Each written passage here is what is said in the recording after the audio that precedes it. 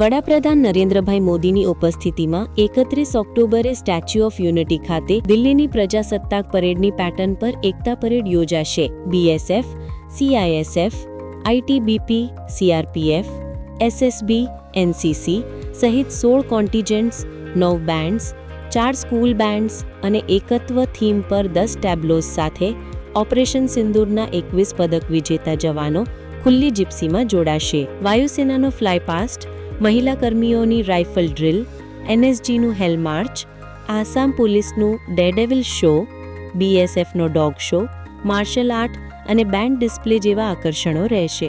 લોહ પુરુષ માનનીય શ્રી સરદાર પટેલની 150મી વર્ષગાંઠ ઉપર આ વખતે પણ 31 ઓક્ટોબરે બહુ ભવ્ય સ્વરૂપમાં રાષ્ટ્રીય એકતા દિવસની ઉજવણી કરવામાં આવશે.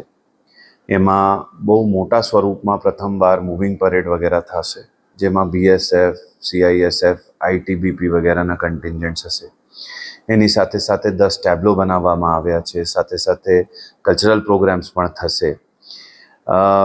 દર વર્ષની જેમ વિભિન્ન ડેવલપમેન્ટલ પ્રોજેક્ટ્સ જે એકતાનગર ખાતે થઈ રહ્યા છે એના લોકાર્પણ અને ખાતમુહૂર્ત પણ માનનીય પીએમ સર દ્વારા કરવામાં આવશે.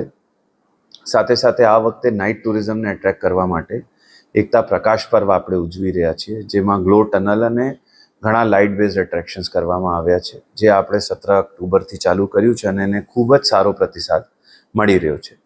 સાથે સાથે ભારત પર્વની પણ ઉજવણી કરવામાં આવી છે, જેમાં 1 તારીખથી 15 નવેમ્બર સુધી વિભિન્ન રાજ્યોના લોકો મુલાકાત લેશે અને લોકો પણ વિભિન્ન રાજ્યોનું કલ્ચર, ક્વિઝિન, એમનું ખાનપાન, વેશભૂષા એ બધું જોઈ શકશે.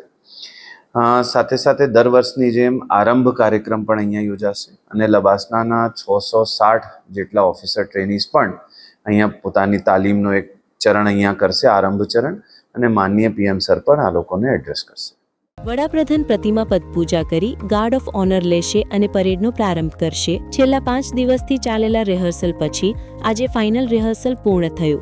11,500થી વધુ દર્શકો માટે બેઠક વ્યવસ્થા કરાઈ છે. 1 થી 15 નવેમ્બર સુધી ભારત પર્વ 2025માં 28 રાજ્યોના ફૂડ, હેન્ડીક્રાફ્ટ સ્ટોલ્સ અને રોજના સાંસ્કૃતિક કાર્યક્રમો થશે.